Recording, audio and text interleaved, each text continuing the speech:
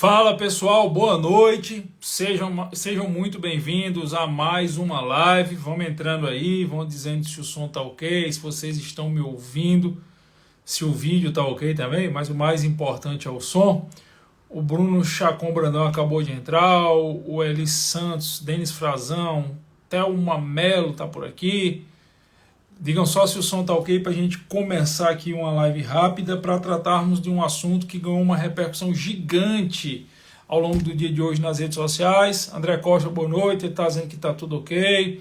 A Beth Duarte está dando boa noite. Então, hoje nós tivemos uma notícia que ganhou uma repercussão muito grande nas redes sociais e ganhou uma repercussão principalmente muito grande nos meios de discussão acadêmicos, nos meios de discussões do direito penal e do processo penal. Tá bom? Eu vou tratar do tema aqui sem adentrar em questões políticas, não é o nosso objetivo, ninguém tem o objetivo aqui de tratar de questões políticas. Eu vou tomar uma referência de um fato e a partir do fato nós vamos externar a nossa opinião brevemente. Eu vou tirar os comentários aqui e depois eu trago os comentários de volta.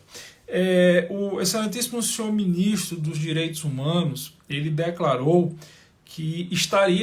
segundo os veículos, os principais veículos de imprensa do Brasil, ele declarou que seria uma intenção do atual governo e ele estaria articulando para isso, para se promover junto ao Congresso Nacional projetos de lei que visassem descriminalizar a questão das drogas ilícitas no Brasil. E dentre alguns argumentos apontados, o principal argumento é que isso seria uma forma eficiente de retirar muitas pessoas que estão aprisionadas, que estão submetidas aí ao cárcere, seja a título de prisão cautelar, seja a título de prisão definitiva.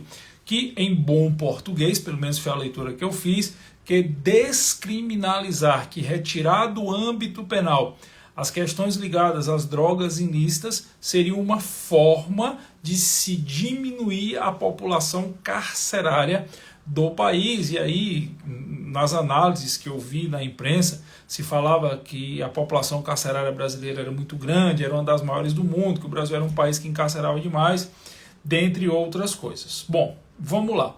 Eu acho que é importante nós chamarmos a atenção para algumas situações que não correspondem, com todo respeito, mas ao meu sentir, não correspondem à realidade. Primeiro, as pessoas falarem que o Brasil é um país que encarcera demais, que nós temos uma população carcerária muito grande. As pessoas esquecem de um detalhe. O Brasil é um dos países do mundo de maior população. Nós somos um dos maiores países do mundo em território e em população. Se a nossa população é muito grande, em números absolutos, a nossa população carcerária também tende a ser grande. Quanto maior, em qualquer lugar do mundo que você vá, quanto maior a população total, a tendência natural é que a população carcerária também tenda a ser maior quando em comparação com outros países de população menor. Eu vi, com todo respeito ao jornalista que escreveu, mas eu vi uma comparação na imprensa hoje esdrúxula. Uma pessoa estava comparando a população carcerária do Brasil com a população carcerária de Portugal. Só que ele esqueceu de comparar a diferença de população total do Brasil com a população total de Portugal. Então, são argumentos que, com todo respeito, não me parecem argumentos razoáveis em uma concepção, em uma análise prévia. Outro detalhe, se falou muito hoje que o Brasil encarcera demais, que o Brasil tem muita gente presa por crimes ligados a drogas, e se falou muito de consumidor de drogas preso, de pequenos traficantes que estavam praticando o tráfico de drogas pela primeira vez, cumprindo penas.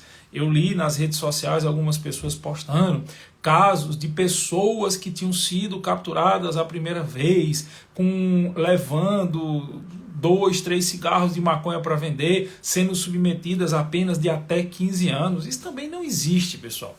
Talvez muitos destes que fizeram esse tipo de comentário não saibam que existe na lei de drogas uma figura do chamado tráfico privilegiado, que inclusive permite penas restritivas de direitos, penas restritivas de direitos em substituição a penas privativas de liberdade.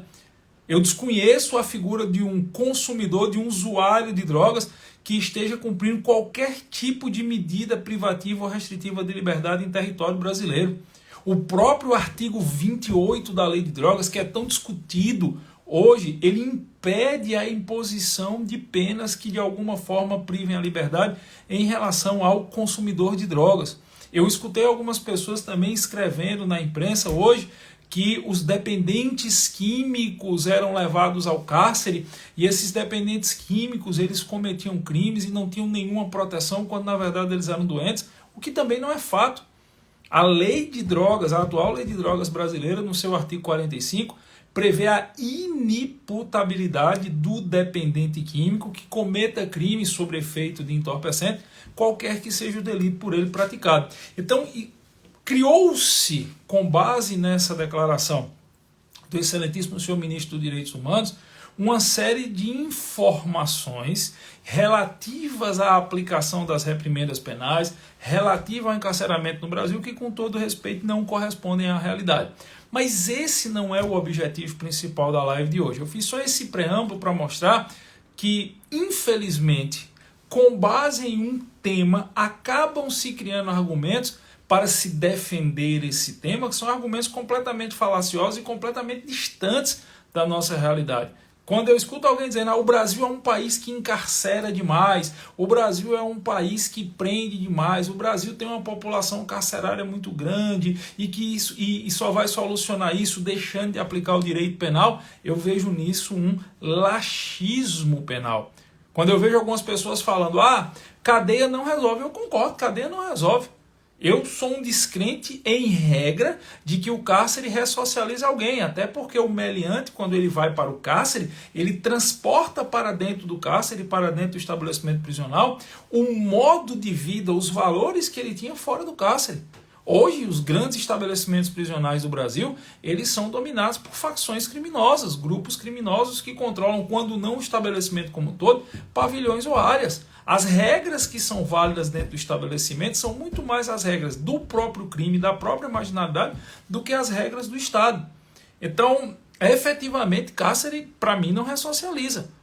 Mas eu entendo que prender, embora não ressocialize, é uma forma de contenção, é uma forma de tentar tirar de circulação temporariamente alguém que faz muito mal à sociedade. Eu poderia adentrar aqui na discussão de que hoje, para um indivíduo efetivamente cumprir pena privativa de liberdade, ou o crime que ele praticou é um crime considerado muito grave, é um crime considerado muito severo, ou ele teve uma péssima defesa técnica. Nós temos uma série de medidas ou despenalizadoras, ou pelo menos medidas que evitam o ingresso do indivíduo no cárcere. Só para citar algumas, nós temos, nos termos do artigo 28A do Código de Processo Penal, o ANPP, o Acordo de Não Persecução Penal, em regra, que foi um instituto processual introduzido pelo pacote anticrime, lá no final de 2019, que entrou em vigor em 2020, e que o STJ já declarou que o ANPP é possível, inclusive em processos iniciados antes do pacote anticrime. O STJ já declarou que é possível o Ministério Público aplicar o acordo de não persecução penal a processos iniciados antes da vigência do pacote anticrime, desde que não tenha tido sentença irrecorrível, sentença transitada e julgada. Então, em regra, cabe acordo de não persecução penal em crimes praticados sem violência ou grave ameaça, cuja pena mínima seja inferior a 4 anos. Isso já engloba quase todos os crimes sem violência ou grave ameaça. Alternativamente ao acordo de não persecução penal, nós temos a possibilidade de suspensão condicional do processo. A suspensão condicional do processo está prevista no artigo 89 da Lei 9.099/95, a lei que criou no Brasil os juizados especiais criminais, os crimes sem violência ou grave ameaça, cuja pena mínima, seja igual ou inferior a 1 ano e que estejam ou não abrangidos na alçada de competência do juizado especial criminal, são passíveis de suspensão condicional do processo. Nós temos a figura da suspensão condicional da pena, o réu é processado, é condenado, mas não cumpre pena. Nós temos as diversas hipóteses de substituição de pena privativa de liberdade por penas restritivas de direitos. Dentre o efetivo cumprimento de pena privativa de liberdade, nós temos 3 regimes diferentes de cumprimento de pena: o aberto, o semiaberto e o fechado. A obrigatoriedade de início de cumprimento de pena em regime fechado é para condenados apenas maiores que 8 anos ou condenados reincidentes apenas maiores que 4 anos. Hoje, para você ser condenado em sentença irrecorrível e efetivamente iniciar o cumprimento da pena em regime fechado, ou você foi sentenciado a uma pena superior a 8 anos, que é estatisticamente um caso, estatisticamente situações muito pequenas no dia a dia das sentenças condenatórias.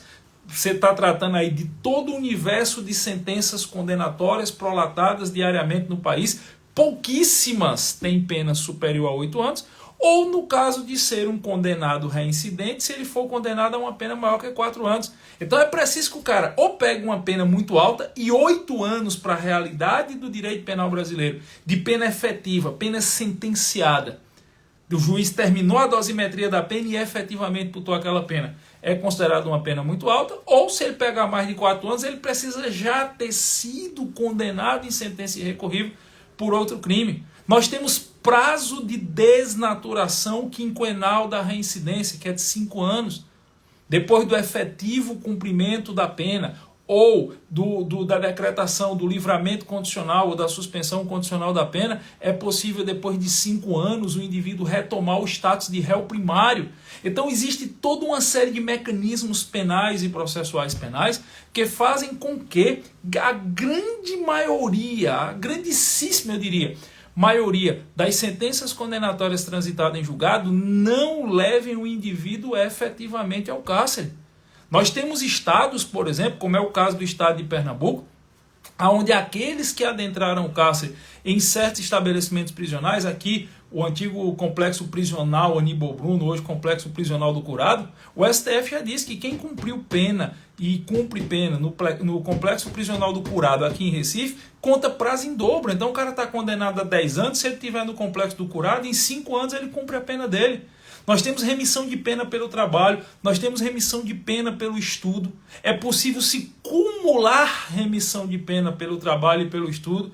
A cada 3 dias de efetiva frequência escolar e de efetivo trabalho, reduz-se 2 na pena do réu, do custodiado, do apenado. Então você tem N mecanismos que impedem a entrada do indivíduo no sistema prisional e, quando ele lá está, aceleram a sua saída do sistema prisional. Além, claro, da limitação ao tempo máximo de cumprimento de pena. Você pode estar condenado a 1000 anos de cadeia. Se você foi condenado antes por crime praticado antes da vigência do pacote anticrime, o tempo máximo de regime fechado é de 30 anos. Se você cometeu o crime após a entrada em vigor do pacote anticrime, esse tempo máximo é de 40 anos, conforme previsto no artigo 75 do Código Penal Brasileiro. Você veja o famoso caso do Pedrinho Matador. Deu 30 anos, ele foi para a rua. O bandido da luz vermelha, deu 30 anos, ele foi para a rua. Nós temos uma série de condenados a 800, 900, 1000 anos de regime fechado, que quando completar 30 ou 40, dependendo de quando eles forem condenados, eles vão ser liberados. Então existe uma série de falácias que não correspondem à realidade concreta, que são usadas para justificar certas teses. E me chamou muito a atenção o fato do excelentíssimo senhor ministro dos Direitos Humanos dizer que o país tem que marchar para a descriminalização das drogas, porque isso seria o mecanismo mais eficiente de tirar pessoas de dentro do sistema prisional. Eu, particularmente, sou contra essa ideia. Respeitosamente a quem a defende, eu sou contra a ideia, primeiro, de descriminalizar. Por um motivo muito simples. Os 3 principais argumentos que eu escuto a favor da descriminalização são: na hora que você descriminaliza, você acaba com o tráfico. Segundo argumento, na hora que você descriminaliza, o Estado passa a cobrar tributos. Terceiro argumento, na hora que você descriminaliza, o usuário, o consumidor, não pode mais ser preso. Com todo respeito, esses 3 argumentos são falaciosos. Eles são baseados em premissas completamente estapafúrdias. Se não, vejamos. Quando você diz que na hora que há uma descriminalização das drogas ilícitas, você acaba com o tráfico, você está partindo da premissa que quem hoje é traficante de cocaína, maconha, crack, LSD, dentre outras drogas ilícitas, na hora que essas drogas forem descriminalizadas, eles vão constituir CNPJ, eles vão passar a recolher impostos, eles vão passar a ter uma empresa formal e vão vender formalmente esses entorpecentes. Isso é uma visão, para não dizer outra coisa, completamente romântica. Eu não acredito que pessoas razoáveis, que pessoas que têm um mínimo conhecimento de como funciona o tráfico de drogas no país, realmente acreditem nisso. Me causa uma profunda espécie achar que pessoas, que juristas, que pessoas com profundidade acadêmica, que deveriam conhecer o que é a realidade do dia a dia do tráfico de drogas, achem que o cara vai renunciar à vida de crime porque houve uma legalização ou uma possibilidade de venda legal de entorpecentes. Isso não acontece. Cigarro pode ser vendido no Brasil e continua tendo contrabando de cigarro.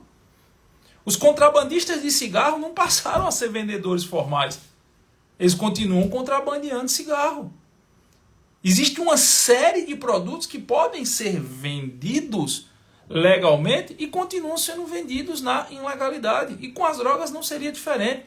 Porque o comércio de drogas não é aquele comércio, o comércio real de drogas, não é aquele comércio das visões românticas de alguns, daquela pessoa que planta os pés de maconha no quintal de casa e vende para os amigos. Não, o tráfico de drogas são organizações multinacionais ou plurinacionais com atuações em vários países do mundo que negociam um volume enorme de dinheiro, que impõe controle territorial das suas áreas de comercialização ou produção, que mantém grupos armados, muito bem armados, para garantir os seus interesses e vontades e que vão continuar vivendo à margem da lei, que seja legalizado ou não. O Estado vai recolher mais imposto, isso não existe, o traficante não vai pagar imposto. Ou você acha que essas grandes facções criminosas vão abrir mão dos seus lucros altíssimos e passar a recolher e serem tributados e fiscalizados? Botar uma loja? Não vão fazer isso. E o argumento que o consumidor de drogas deixa de ser punido com pena privativa de liberdade também é um argumento falacioso. Na prática, hoje, não existe tutela penal ao consumidor de drogas. O cara está fumando maconha na porta do fórum, vai fazer o que com ele? Conduzir para a delegacia, lavrar um TCO e, no máximo, ele vai ser ademoestado verbalmente. Vão dizer, fumar maconha é errado. Quem é o consumidor de drogas que está preso no Brasil por consumo de drogas? Quem é o consumidor de drogas que está cumprindo pena restritiva de direito por consumo de drogas? Ninguém. O carnaval está aí para provar isso. Quantas guarnições policiais militares trabalhando no carnaval passaram do lado de gente cheirando loló à torta e à direita e não fizeram nada porque não adianta. Não compensa. Então, esse processo que nós estamos vivendo com mais ênfase hoje, ele já existe há 30 anos. Eu diria para você que quando eu estava na faculdade, lá nos anos 90, eu já escutava muita gente defender essa questão da legalização, da descriminalização dos entorpecentes. Certo? Então não é uma discussão de hoje, só que ela ganhou muita força do começo do ano para cá. Ela tem tido, é uma questão de vocação política, eu não vou discutir política aqui, é uma questão de vocação política de um determinado grupo político, esse estímulo ao processo de afastamento do direito penal de várias áreas, dentre elas a questão das drogas. Tem julgamento parado no STF desde 2015. Está existindo uma pressão muito grande agora para que esse julgamento volte a ser pautado e para que o STF se manifeste sobre essa questão da tutela penal ou não em relação aos entorpecentes. Eu sempre faço um convite à reflexão aos meus alunos. Observem a experiência dos países ou dos locais que abstraíram total ou parcialmente a tutela penal em relação à questão das drogas. Que adotaram, no mínimo, posturas mais coniventes ou mais lenientes em relação à questão das drogas. E veja os reflexos sociais.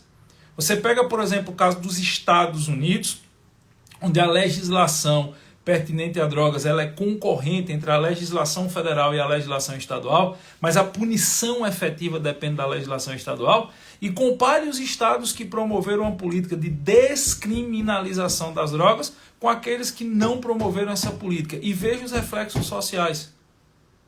Veja o que acontece, por exemplo, em algumas cidades da Califórnia. Veja o que está acontecendo com o ingresso gritante de drogas sintéticas e o consumo a comercialização e o consumo dessas drogas sintéticas feitas abertamente em grandes cidades dos Estados Unidos. Existem cidades dos Estados Unidos que elas promovem não só uma leniência no combate ao tráfico de drogas, principalmente de anfetaminas, drogas sintéticas, mas elas dão uma espécie de auxílio, de bolsa, para aquelas pessoas que vão morar na rua, alegando que estão morando na rua porque são consumidores de drogas. Você imagine o caos social que é você pegar o Estado que está dando uma remuneração mensal para o cara que está morando na rua, ele alegando que mora na rua para consumir droga. E faça uma observação do que está acontecendo nesses locais. Faça uma observação dos reflexos sociais e jurídicos que isso produziu. Você veja o caso emblemático da Holanda. Durante anos eu escutava as pessoas dizerem: veja o que aconteceu em Amsterdã, veja os efeitos positivos da política de descriminalização das drogas na Holanda. Eu, a primeira vez que fui na Holanda, que tive a oportunidade em Amsterdã, eu confesso a vocês que eu tinha a ideia que Amsterdã era o melhor exemplo do mundo de como a descriminalização das drogas podia ter um efeito positivo. Eu desembarquei na estação de trem de Amsterdã, eu fui para Antuérpia, eu estava em Paris, fui para Antuérpia, troquei de trem, desembarquei em Amsterdã. E ao desembarcar na estação de Amsterdã, a primeira coisa que estava na minha cabeça, eu, jovem professor de direito penal, estou falando de uma realidade de 20 anos, sei lá, um pouco, 18 anos atrás, eu jovem professor de direito penal, eu fui crente que eu ia ver a experiência que eu escutava todo mundo falar, a experiência vitoriosa que eu escutava todo mundo falar aqui no Brasil. E não foi isso que eu vi ao desembarcar na estação de trem de Amsterdã. Eu me lembro como fosse hoje, eu devo ter andado uns 800, 900 metros para o Hotel Ibis, que fica próximo à estação de trem. E o que eu vi já foi naquela época zumbis nas calçadas. E olhe que o consumo só era para ser liberado nos chamados coffee shops. Eu tive no The Red Light District para conhecer em loco aqueles coffee shops, e aqueles coffee shops não foram suficientes para acabar com o tráfico. É tanto que a Holanda está revertendo a sua política de liberação de drogas. O Uruguai é outro exemplo. O Uruguai eu já conheci com uma outra cabeça, uma outra mentalidade, um professor de direito penal muito mais maduro. E é uma experiência também que se reputa não satisfatória. A Califórnia, para mim, é o maior exemplo. A primeira vez que eu fui para a Califórnia faz uns 15 anos. Eu estive na Califórnia pela primeira vez. E a última vez que eu voltei na Califórnia foi em 2018. Eu fiquei 2019. Eu fiquei espantado o quanto um estado, enquanto uma região que era tão rica e tão desenvolvida, ela começa a migrar para um caos social por causa da questão do laxismo penal em relação ao tráfico e ao consumo de drogas. Então, eu vejo hoje uma força política muito grande querendo agir sobre o judiciário e sobre o legislativo para promover uma pauta de normalização das drogas e descriminalização, ou pelo menos diminuição ao máximo da tutela penal em relação à questão das drogas. Até mesmo o combate ao tráfico, esse combate cotidiano que mantém em tese o tráfico contido, ele já não acontece mais regularmente no Brasil. Nós tivemos uma época aí de grandes apreensões de drogas feitas pela Polícia Federal, Rodoviária Federal. Essa época já não se vê mais. Hoje não se escuta mais falar em apreensão de drogas por parte da PRF. Desde a época da pandemia, por decisão do STF, não se pode mais ter operações de grande monta em comunidades das grandes cidades, principalmente do Rio de Janeiro. Isso fortaleceu demais o tráfico de drogas nessa região. Hoje eu digo para vocês, sem medo de errar, que boa parte da região metropolitana do Rio de Janeiro não está mais sob controle do Estado e o Estado não tem mais como entrar.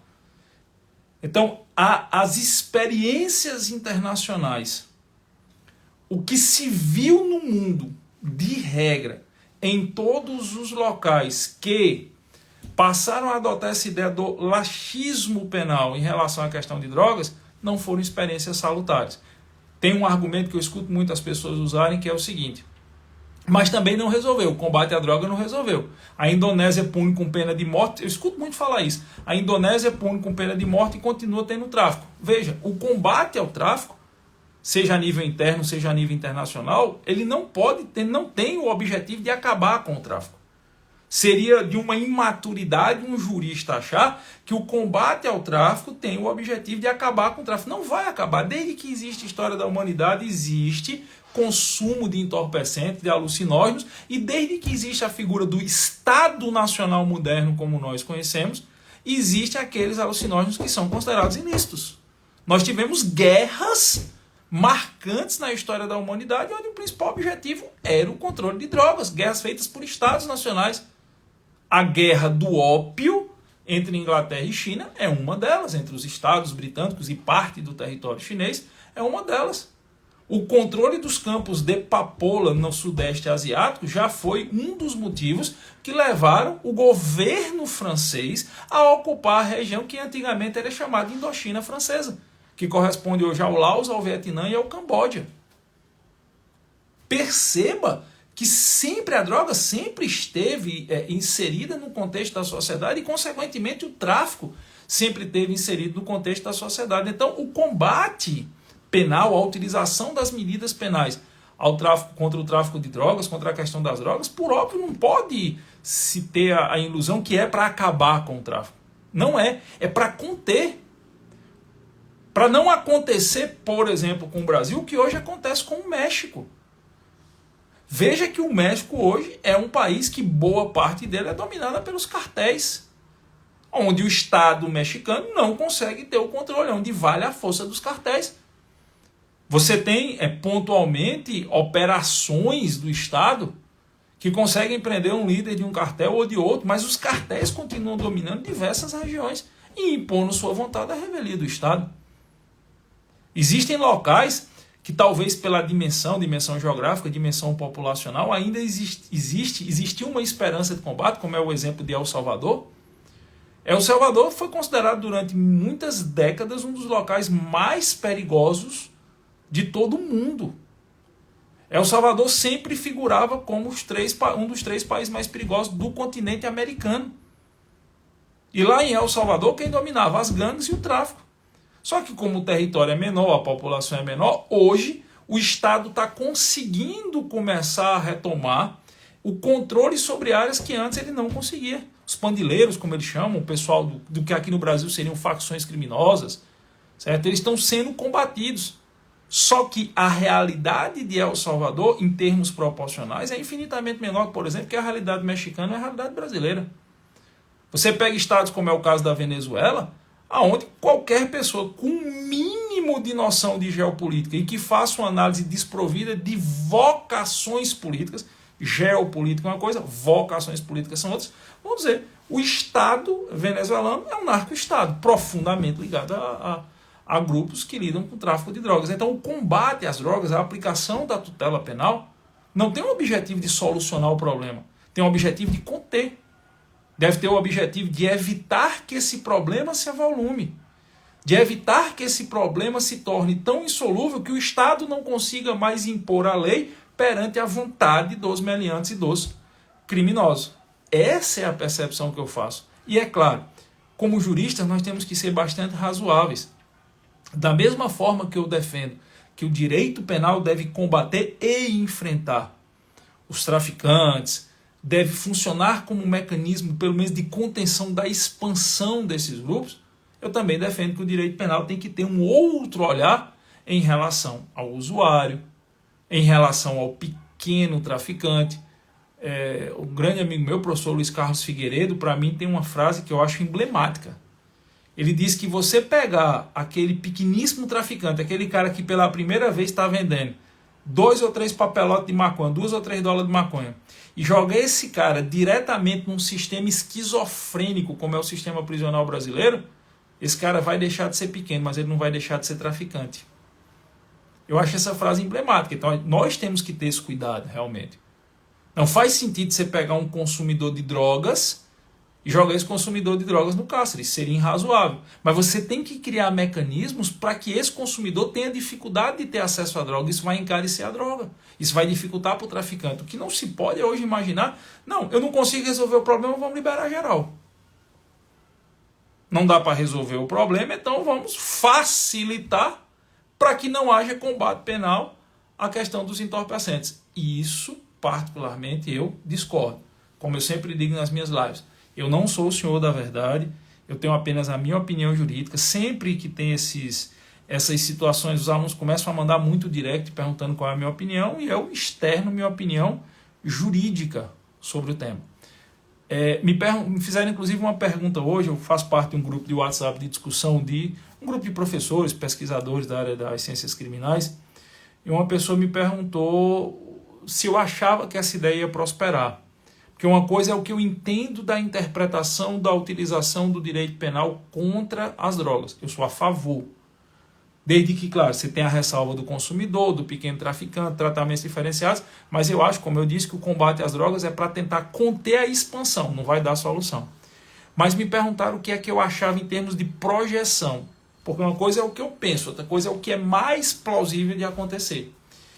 E aí eu parei para pensar, eu não dei a resposta na hora, falei até para a pessoa que ia dar a resposta aqui na live, e eu pensei sobre isso, analisei friamente isso, e eu acho que essa ideia vai prosperar. Eu acredito que nós devemos ter a volta do julgamento que está sobrestado no STF, certo? Desde 2015. Acredito que a tendência natural é que exista, primeiro, por parte do poder público, uma diminuição das ações de combate, principalmente ao tráfico de drogas. Nós já temos visto isso na proibição, pelo pretexto da pandemia, de grandes operações contra os núcleos duros do tráfico de drogas, principalmente no estado do Rio de Janeiro. Proibição essa emanada do Supremo Tribunal Federal. Nós temos visto isso na diminuição, pelo menos na percepção social da diminuição das operações da Polícia Rodoviária Federal no combate ao tráfico de drogas. Nós sabemos que a malha de transporte do Brasil é majoritariamente uma malha rodoviária. Então, uma forte atuação da PRF, ela consegue tirar muita droga in natura de circulação, e isso mexe no bolso, porque o grande combate ao grande tráfico é financeiro, é econômico. Você quer quebrar o traficante, você tem que mexer no dinheiro dele. E você tirar a droga de circulação é uma forma de mexer no bolso dele. Embora ele consiga repor, mas vai ficar mais caro. Vai chegar uma hora que você consegue, às vezes, até sufocar aquele grupo específico de traficantes. Então, essas políticas de combate ao tráfico, que dependem exclusivamente de ações do poder público, eu acho que elas vão diminuir cada vez mais.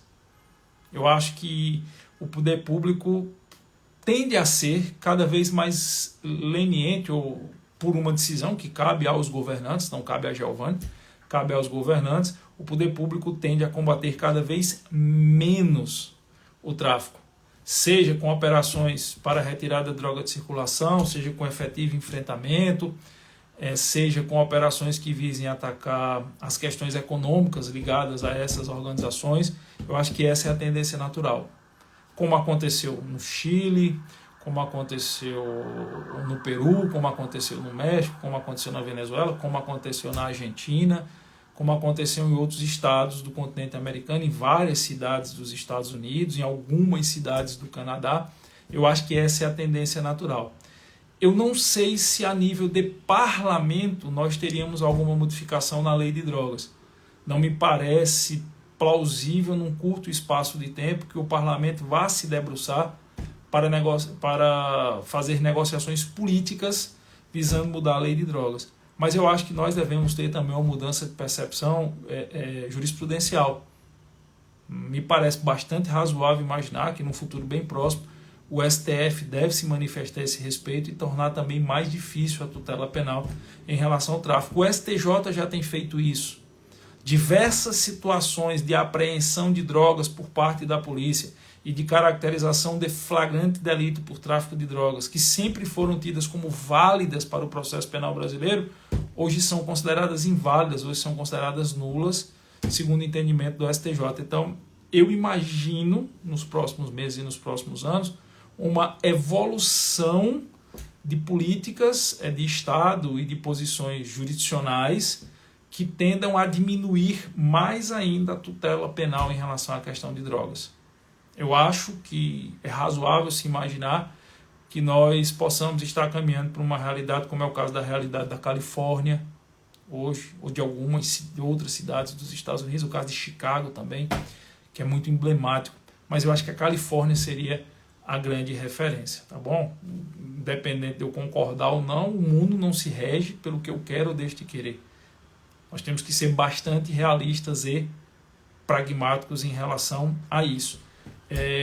Muitos policiais hoje eles me perguntam assim: Giovanni, se você estivesse na rua, se você estivesse numa guarnição policial, numa VTR e tal, e você se deparasse com a questão do pequeno tráfico de drogas, você combateria? Não. Eu tenho dito isso, eu tenho dito sempre aos policiais: preservem-se. Principalmente nesse confronto com a questão do tráfico, dos traficantes. Onde tem droga, tem arma. Onde tem traficante, tem gente muito bem armada. Os nossos policiais hoje eles estão cada vez mais amarrados no sentido figurado do termo para agirem contra a marginalidade e notoriamente contra o tráfico. Então é preciso hoje que o policial tenha essa preocupação de se preservar. Eu sei que quem tem sangue de polícia tem essa dificuldade, mas quem tem sangue de polícia tem família também. Então eu sempre tenho respondido isso para os policiais, que eu enxergo nos próximos meses e nos próximos anos um tolimento cada vez maior, inclusive da atuação policial, no que diz respeito ao combate à questão das drogas, e uma tendência natural a uma diminuição. Eu não acho que vai chegar dentro de um ano ou dois, não existe mais tráfico de drogas no Brasil. Eu não acho isso. Eu acho que dificilmente nós chegaríamos a esse ponto. O que eu acho é que nós, dentro da realidade que nós temos hoje, existe uma tendência natural a uma diminuição das ações de Estado contra o tráfico de drogas, contra o traficante, contra o seu poder econômico, contra o domínio territorial que esses traficantes exercem, uma mudança jurisprudencial da forma que a questão das drogas é tratada pelo Poder Judiciário, que para mim já está em curso no STJ e deve passar a estar em curso também em breve espaço de tempo no STF, e um tolimento cada vez maior da atuação policial contra o tráfico. Eu acho que esse é o futuro plausível, que foi exatamente o que aconteceu no México. Foi o que aconteceu, é o que está acontecendo no Chile nos últimos 12 meses. É o que aconteceu na Colômbia, na Bolívia. A Colômbia teve um período onde ela conseguiu enfrentar muito o tráfico e trazer uma certa normalidade ao Estado, mas já desandou de novo. Então, eu acho que é isso que tende a acontecer. E quem trabalha com o direito penal tem que estar preparado para perceber essa nova realidade e saber se posicionar diante dessa nova realidade. Beleza? Deixa eu abrir rapidamente os comentários aqui. Para quem quiser fazer alguma pergunta, quem quiser fazer alguma colocação. E eu sempre digo, eu não sou o senhor da verdade, escuto pessoas que pensam de forma completamente diferente do que eu penso. Eu tento ser o mais realista possível. Eu acho que aquele que, para não acreditar que o mundo não funciona como ele gostaria, abre mão de ser realista, é um imaturo, é uma criança. E eu não tenho mais idade para estar com imaturidades. O Ayrton 596, concordo com você, mestre. Valeu, Ayrton, obrigado. Mas eu sempre digo, mesmo você concordando comigo, leia e escute pessoas que pensam de forma completamente diferente do que eu penso. Peguem outros argumentos e formem a sua percepção. Catarina, professor, por favor, deixa a live salva. Quero compartilhar com seus alunos suas colocações. Pode deixar. É Kátia Marinho. Kátia foi nossa aluna aqui, a nossa aluna de pós. Foi nossa aluna de pós. Pode deixar. Valeu, Ayrton. A Florência Vieira, muitas informações necessárias. Obrigado, Florência. Valeu. Obrigado por nos acompanhar aqui.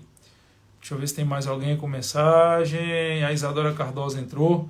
Bom, então é isso, pessoal. Essa percepção, desculpa, eu não consegui responder todos os directs que vocês mandaram. Eu acho que esse tema vai ganhar muita repercussão nos próximos dias, tá certo? Valeu, Ayrton, valeu, Alimar. Eu acho que esse tema vai ganhar uma grande repercussão nos próximos dias, ainda vai se falar muito sobre isso, e aí cabe a vocês escutarem, lerem, formarem sua percepção. Nós estamos entrando numa época, que nós estamos entrando numa quadra em que nós precisamos formar as nossas percepções para não cairmos em narrativa, certo? Teódolo Silva, temos que lutar sempre contra a liberação das drogas. Veja, nós podemos ser contra a liberação das drogas, mas você não tem como enfrentar o Estado. Se o Estado resolve adotar políticas de liberação das drogas, o que é que o cidadão comum pode fazer? O que é que a gente vai fazer? Se é uma escolha do Estado, do ente administrativo fazer isso, entendeu? Pede com a possível diminuição, não aumentaria a criminalidade? Sim, é o que a experiência mundial tem mostrado. Mas, se é função do Estado, eu decidi.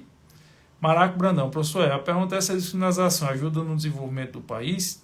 Particularmente entendo que não.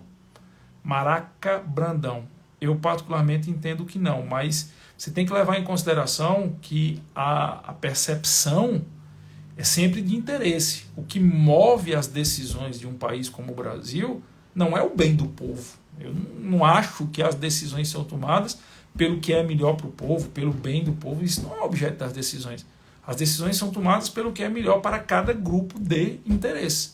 E eu não sei explicar para você, é uma das minhas limitações, mas quando eu vejo países como o México, a Argentina, o Chile, a Venezuela, a Colômbia, a Bolívia, o Peru, sendo extremamente lenientes com o tráfico, algum grupo de interesse que adota essa leniência tem alguma coisa a ganhar, o que eu não saberia lhe dizer.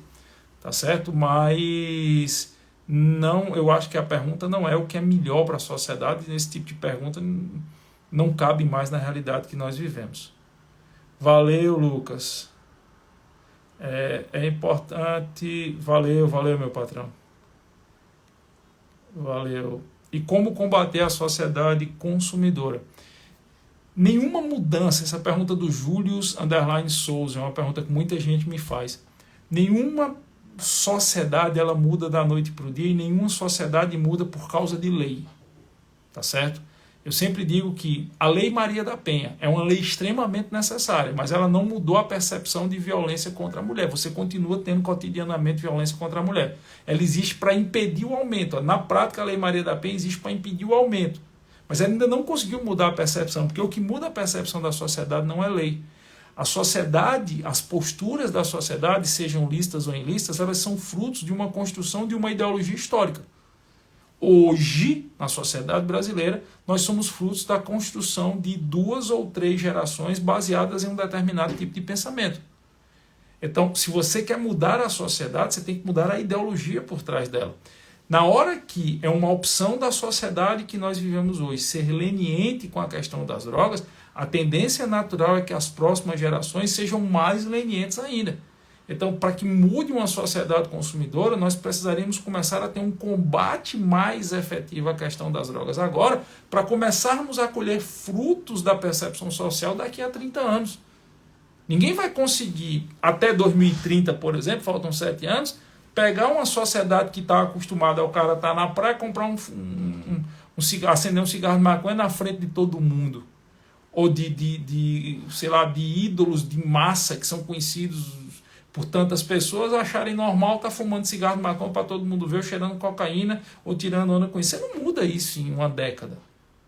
Você só vai conseguir colher frutos de uma mudança dessa percepção na sociedade consumidora se hoje nós tivéssemos 30 anos de combate efetivo ao tráfico. Aí sim, você conseguiria mudar essa percepção. Mas se ao invés de combater nós estamos sendo lenientes, a tendência natural é que as próximas gerações, que daqui a 30 anos, a situação do domínio do tráfico e das drogas no nosso país esteja 10 vezes pior. Valeu, Odete, obrigado. Bom, é isso aí. Deixa eu ver, mais alguma pessoa?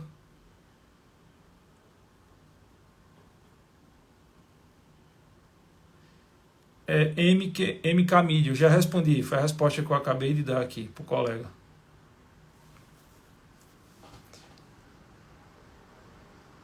Professor, qual seria a droga porta de entrada para esse mundo infeliz e miserável de viciados em droga? Cara, não existe uma droga porta de entrada, é uma percepção que eu particularmente não tenho, Olimar. O pessoal fala muito na maconha. Por quê? Porque nos anos 70 a maconha talvez fosse a droga mais social, droga ilícita mais socialmente aceita. Então era a droga dos intelectuais, do pessoal da New Age, da Era de Aquários e tal. Mas hoje isso não existe, existem N portas de entrada. Então, pessoas que têm um poder aquisitivo menor, talvez elas entrem não só pela maconha, mas principalmente pelo crack. O crack é um subproduto do refino da cocaína.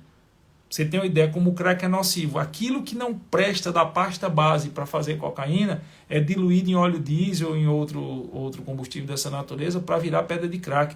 Então o crack tem um poder de viciar muito rapidamente, a maconha um pouco menos, seria portas de entrada por um grupo social de poder aquisitivo menor.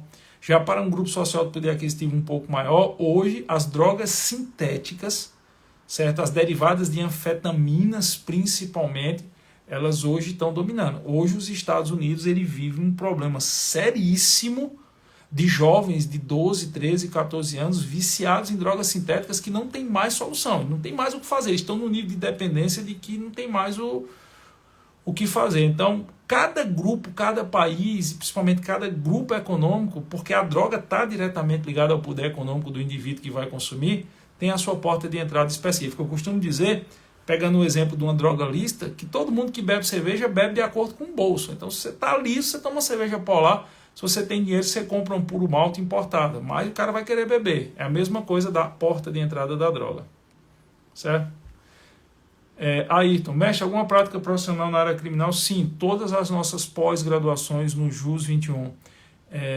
Pós-graduações da área penal, elas tratam da lei de drogas, tem módulo específico sobre a lei de drogas e a questão das drogas, tanto com criminalística, criminologia e a parte penal propriamente dita. Bom, galera, é isso então. Se você acha válido essa análise, se você acha que é importante outras pessoas escutarem essa percepção, embora eu não seja o senhor da verdade, compartilhe essa live, manda para os amigos aí, chama os amigos para verem, e depois, se você quiser deixar sua opinião nos comentários, depois que a live ficar postada, eu vou fazer questão de ler e vou ficar muito feliz de ler os comentários de vocês. Valeu, crianças, um cheiro para quem for de cheiro e um abraço para quem for de abraço.